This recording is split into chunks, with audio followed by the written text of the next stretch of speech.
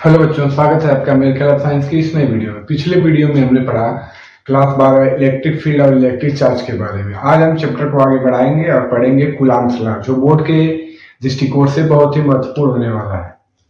तो कूलाम्ब्स लॉ चलिए देखते हैं। COULOMBS, कूलाम्ब्स law. स्पेलिंग का बहुत लफड़ा आता है इसके, बहुत ही भयंकर स्पेलिंग है इसकी। तो चलिए शुरू करते हैं। पिछले वीडियो में हमने देखा कि जो पॉजिटिव चार्ज थे, एक पॉजिटिव और निगेटिव चार्ज थे, ये एक दूसरे का क्या रिपल कर रहे थे। रिपल का मतलब दूर भगा रहे थे, मतलब पॉजिटिव वाला पॉजिटिव को दूर भगा था, निगेटिव वाला निगेटिव को। वहीं अगर बात करें पॉजिटिव और निगेटिव या निगेटिव और पॉजिटिव, इनकी बात करें तो ये अट्रैक्शन में जुड़े हुए थे, अट्रैक्ट कर रहे थे। तो आपको पता होगा किसी चीज को दूर भगाना हो या खींचना हो, बात समझिए। किसी को धक्का दूर भगाना है फिर भी आपको फोर्स लगाना पड़ेगा, किसी को खींचने का हो फिर भी आपको फोर्स लगाना पड़ेगा। तो दोनों ही कंडीशन में फोर्स लगती है। लेकिन जब बात आती है चार्ज की, किसकी? चार्ज की। ये चार्ज ही तो है, पॉजिटिव नेगेटिव। पिछले वीडियो में आपने देखा, नहीं देखे तो प्लीज उसको देख लीजिए। तो जब बात है चार्ज की, चार्ज रिपल्सन करता है या अट्रैक्शन करता है, तो वहां पे जो फोर्स जनरेट होती है उसको इलेक्ट्रोस्टैटिक फोर्स बोलते हैं। उसी फोर्स को बताता है कूलाम्ब्स लॉ कि वो फोर्स कितनी लगेगी, ज्यादा लगेगी, कम लगेगी, किस बात पे डिपेंड करती है, किस बात पे डिपेंड नहीं करती है, ये बताने के लिए कूलाम्ब है। तो कूलाम्ब ने, देखिए, जैसे मान लीजिए कूलाम्ब ने कहा कि दो ऑब्जेक्ट है, किसी पे है Q1, किसी पे है Q2, ठीक है। तो उसने कहा अगर मान लीजिए प्लस के हैं, ये दोनों किसके हैं? प्लस के। जाहिर बात है क्या करेंगे? दूर भगाएंगे, रिपल्सन करेगा ना भाई, प्लस प्लस को दूर भगाता है। लेकिन कैसे? अब ये प्लस, ये जो Q है, मान लीजिए इनके बीच की दूरी कुछ है, ये जो Q2 है Q1 को जरूरी इधर भगाए, इधर भी तो भगा सकता है, इधर भी भगा सकता है, लेकिन इधर तो नहीं होगा, इसको सिर्फ किधर भगाएगा? इधर। ये फोर्स सबस्टेंस के सेंटर को जो लाइन मिलाएगी उसी के अलांग कार्य करता है, उसी के अलांग ये फोर्स वर्क करता है। फिर से देख लीजिए, ये Q2 Q1 को क्या करेगा? रिपल्सन करेगा, दूर भगाएगा, लेकिन किधर? न इधर न इधर, वो भगा। ये हम बात करें जानते किसकी? एक बात याद रखिएगा, पॉइंट चार्ज के लिए। कैसे चार्ज के लिए? पॉइंट, थोड़ा छोटा चार्ज टाइप का। तो ये Q2 Q1 को भगाएगा, न इधर भगाएगा न इधर भगाएगा। इनके सेंटर को जो लाइन मिलाएगी, जैसे इनके सेंटर को जो लाइन मिला रही है उसी के अलावा इसको दूर भगाएगा। वही यार Q1 का भी होगा, ऐसे ये करेगा। तो कूलाम्ब्स ने बताया कि फोर्स तो लगेगा, तो ये जो फोर्स होता है प्रोपोर्शनल होता है Q1 और Q2 के मल्टीपल के। ये जो फोर्स होता है वो Q1 और Q2 के मल्टीपल के क्या होगा? प्रोपोर्शनल होगा। मतलब Q1 या Q2 की वैल्यू जितनी ज्यादा बड़ी होगी, फोर्स उतना ज्यादा लगेगा, क्योंकि दोनों एक दूसरे के क्या है? प्रोपोर्शनल है। अरे बात समझिए, हैवी चार्ज होंगे तो बहुत तेज दूर भगाएंगे या खींचेंगे, छोटे चार्ज होंगे तो कम मतलब पावर लगाएंगे। तो वही बात है, हैवी चार्ज रहेगा तो बहुत तेज दूर भगाएगा, अगर छोटा चार्ज रहेगा तो आराम से। वही बात करें अगर इसकी डिस्टेंस पे कैसे डिपेंड करते हैं, तो डिस्टेंस पे इनका सीन होता है, ये डिस्टेंस के स्क्वायर पे इनवर्सली प्रोपोर्शनल होते हैं। डिस्टेंस के स्क्वायर पे क्या होते हैं? इनवर्सली प्रोपोर्शनल होते हैं। तो कूलाम्ब ने अपने स्टेटमेंट में ये दोनों बातें कही थी। The force, the electrostatic force is directly proportional to multiple of both charges, माने Q1 Q2, और inversely proportional of distance square between them. मतलब Q1 Q2 के प्रोपोर्शनल और Q1 Q2 के मल्टीपल के प्रोपोर्शनल, और डिस्टेंस के स्क्वायर पे इनवर्सली प्रोपोर्शनल होता है। इसको आप जानते हैं, इसको इनवर्स लॉ भी बोलते हैं। इसको कौन सी लॉ बोलते हैं? Inverse law. चलिए, तो इसको हमने कांस्टेंट के पदों में अगर लिखना चाहें तो F equal to K Q1 Q2 upon R का स्क्वायर। यहाँ पे K कांस्टेंट है और K यहाँ पे थोड़ा इंपॉर्टेंट होने वाला है। और K की जो वैल्यू होती है वो मीडियम पे डिपेंड करती है कि आपने इनके बीच में क्या रखा है, हवा है, पानी है, क्या है, ईथर है, जो भी है। तो फिलहाल हम पढ़ेंगे फ्री स्पेस के लिए। तो फ्री स्पेस के लिए K की वैल्यू क्या होती है? फ्री स्पेस के लिए k की वैल्यू 1 होती है और k की एक्चुअल वैल्यू की मान करें तो k इक्वल टू होता है 1/4 pi epsilon naught, 1/4 pi epsilon naught. चलिए इसकी वैल्यू होती है 9 into 10 to the power 9। Unit कौन बोलेगा? पॉज करके यूनिट बताइए। तो अगर यूनिट की बात करें तो के एफ यूनिट न्यूटन, आर इधर भाग में उधर जाके गुणा करेगा और आर की यूनिट मीटर और मीटर का स्क्वायर मतलब metre square, newton metre square और क्यू कूलम, इसका भी coulomb, coulomb into coulomb, coulomb का स्क्वायर। तो के की न्यूटन मीटर स्क्वायर प्रति कूलम स्क्वायर। ठीक, तो ये इसकी वैल्यू होती है, याद रखिएगा। एप्सिलॉन नॉट को परमिटिविटी बोलते हैं, एप्सिलॉन नॉट को परमिटिविटी बोलते हैं। इसकी वैल्यू होती है 8.85 इंटू 10 टू द पावर -12। और अगर बात करें इसके यूनिट की तो यूनिट इसकी क्या होगी? एप्सिलॉन इधर उधर जाएगा, के इधर आएगा, मतलब इसका उल्टा। देखिए ना, एप्सिलॉन उधर था, के इधर आएगा तो इसका नीचे आएगा, तो मतलब इसका उल्टा, मतलब कूलम स्क्वायर प्रति न्यूटन मीटर स्क्वायर। ये बोर्ड के दृष्टिकोण से बहुत ही जरूरी बात होने वाली है। इसकी डायमेंशन फार्मूला, यूनिट बार बार बोर्ड एग्जाम में पूछी जाती है। तो इसका डायमेंशन निकालेगा। डायमेंशन फार्मूले के लिए हम क्या करेंगे? डायमेंशन कूलम सी, कूलम, कूलम के लिए आप क्या यूज करते हो? 80। अरे क्यू के लिए 80 यूज करते हो भाई। जैसे आई का क्या फार्मूला था? आई बराबर क्यू अपॉन टी। तो आई का ए होता है, तो क्यू के लिए क्यू का आपको निकालना है तो टी इधर जाएगा, ए टू टी मतलब क्यू की भी 80। तो यहाँ पे कूलम का स्क्वायर है तो ए स्क्वायर टी स्क्वायर। जिसको ये नहीं आता है वो जाके 9th में देख सकता है। न्यूटन के लिए मास इंटू एक्सीलरेशन, तो मास के लिए m और एक्सीलरेशन के लिए L_2। वहीं अगर बात करें इसकी m, तो m का मीटर, m का क्या होता है? मीटर। और मीटर के लिए आप लोग सॉरी मीटर के लिए हम लोग यल यूज करते हैं। स्क्वायर है तो स्क्वायर को क्या कर देते हैं बच्चा? लगा देते हैं। चलिए सबको ऊपर लेके चलते हैं। तो m को ऊपर ले जाइएगा, नीचे प्लस में, ऊपर जाके किस में हो जाएगा बच्चा? माइनस में। और यल का देखिए, एक यल यहाँ पे, दो यल यहाँ पे, 3 यल, नीचे प्लस में, ऊपर जाएगा तो माइनस में। चलिए m का हो गया, यल का हो गया। t को देखते हैं, -2 है, ऊपर जाएगा तो +2, ऑलरेडी ऊपर +2 है, दो दो मिलके क्या हो जाएगा? 4, और ऊपर क्या है? a square. तो ये आपका डायमेंशन फार्मूला है किसका? परमिटिविटी का। एप्सिलॉन नॉट का dimension formula m-1 l-3 t4 a square.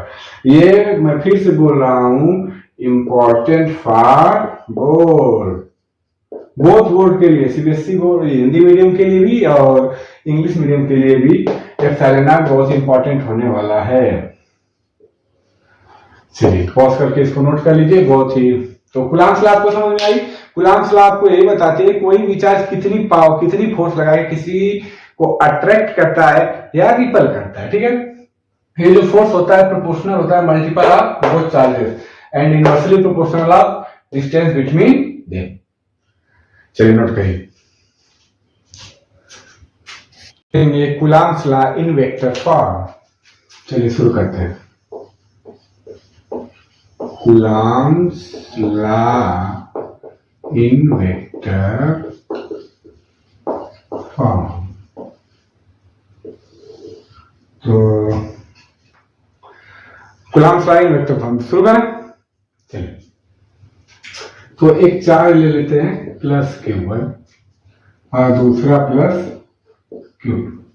इनके बीच का सेपरेशन है R, डिस्टेंस इनके बीच की क्या बच्चों? R। हम R का यहाँ पे मैग्नीट्यूड ले रहे हैं। किसी भी वेक्टर में दो चीजें होती हैं, आपको पता होगा।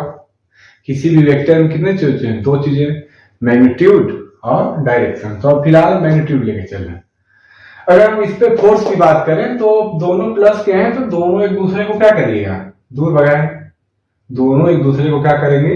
दूर भगाएंगे। तो Q2 जब इस पे फोर्स लगाएगा तो ये किधर आएगा? इधर की साइड फोर्स लगाएगा। तो हम कहेंगे force on one due to second. पहले पे कौन फोर्स लगा रहा है? दूसरा वाला। तो force on one due to second. इसी तरह इस पे क्या होगा? बताइए, force on second due to one. अब हमसे कह रहा है कि इसको वेक्टर फॉर्म में लिखिए। तो देखिए आर के यहाँ पे दो वेक्टर हो सकते हैं, आर के यहाँ पे मैंने इसके दो वेक्टर, एक इधर और एक इधर।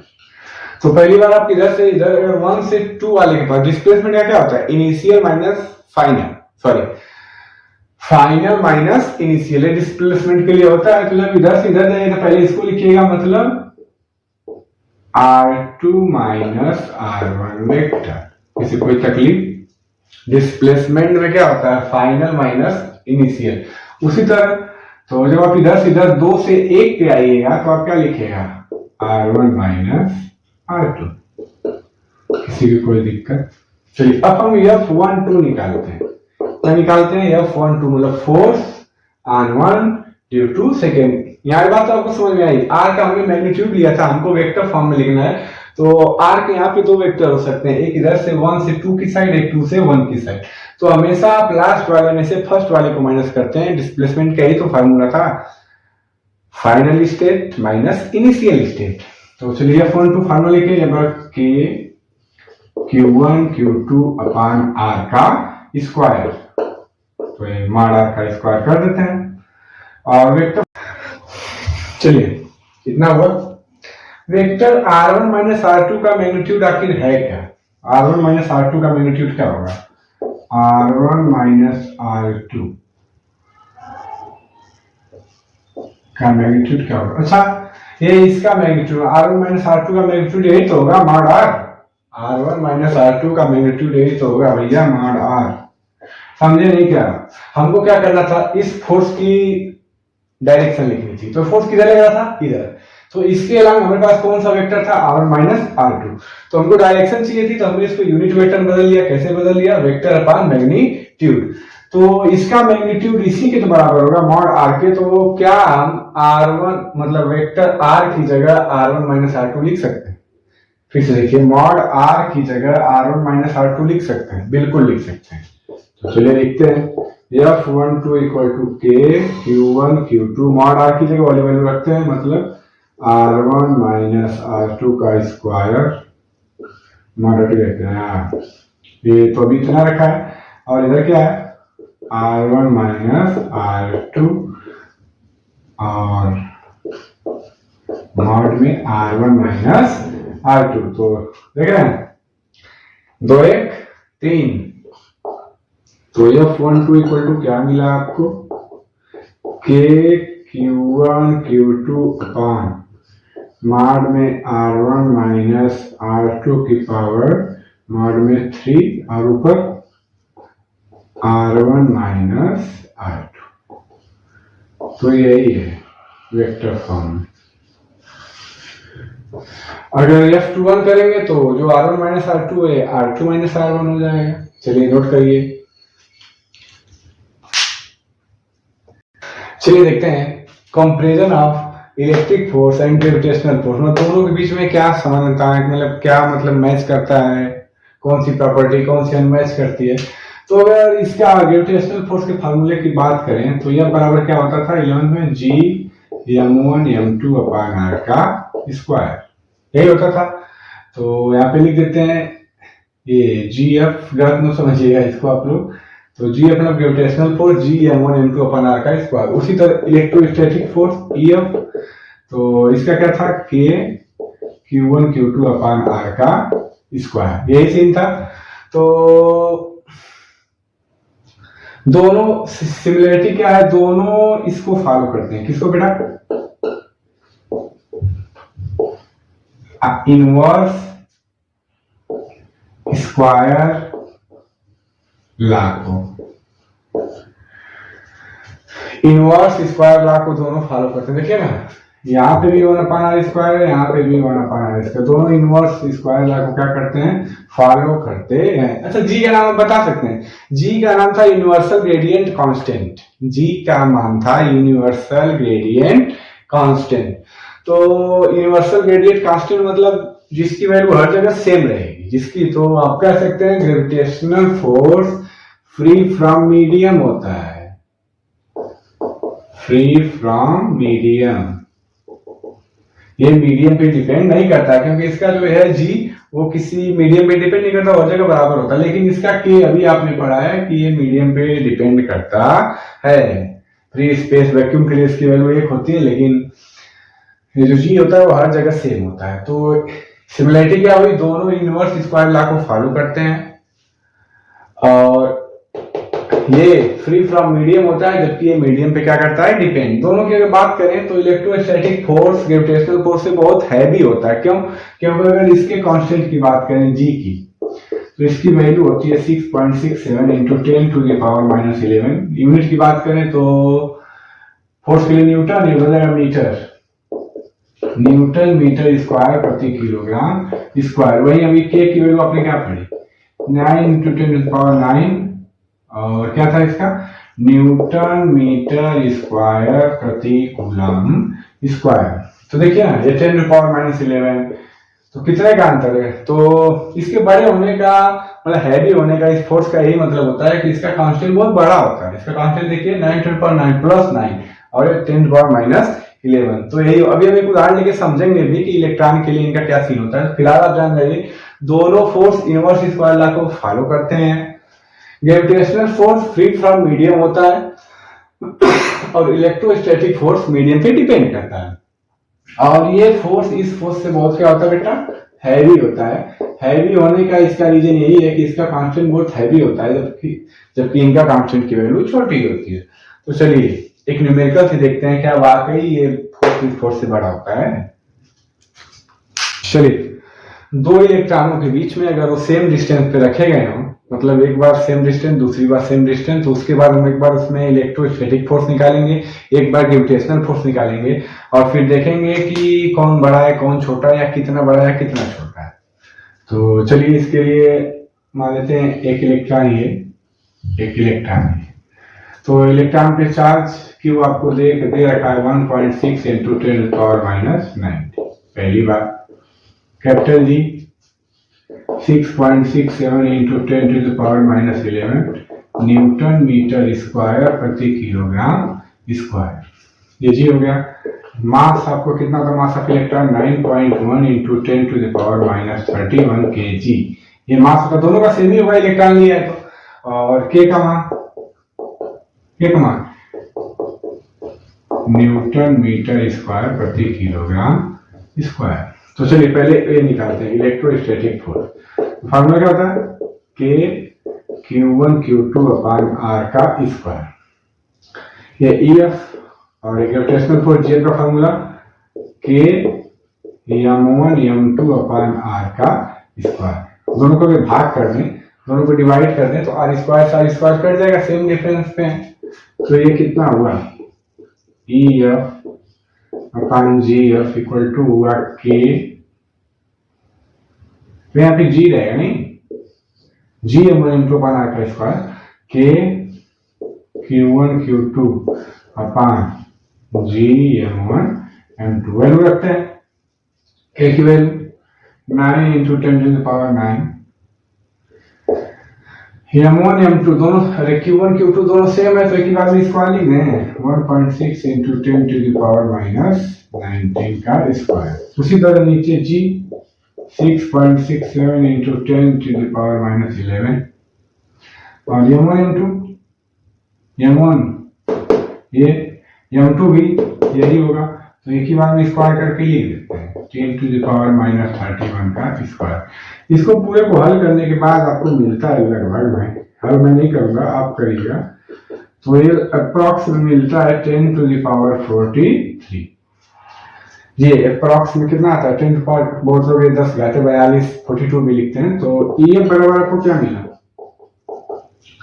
GF into 10 to the power 43। मतलब ग्रेविटेशनल फोर्स में 10 की घाते 43, समझ रहे हैं कितना बड़ा होगा, 10 की घाते 43 से गुणा करिएगा तब जाके EF के बराबर होगा। सोच लीजिए EF कितना बड़ा है कि GF में इससे गुणा कर, इतना ज्यादा गुणा करना पड़ा तब होगा। तो यही होता है। चाहे तो आप प्रोटॉन के लिए घर पे ट्राई भी कर सकते, जैसे मैं 2 इलेक्ट्रॉन लेके किया हूँ, तो मैंने 2 इलेक्ट्रॉन लेके किया, तो आप यहाँ पे प्रोटॉन भी लेके ट्राई कर सकते हैं। आगे की वीडियो के लिए मेरे रसायन के साथ बने रहें। कोई डाउट हो तो कमेंट सेक्शन में आप पूछ सकते हैं।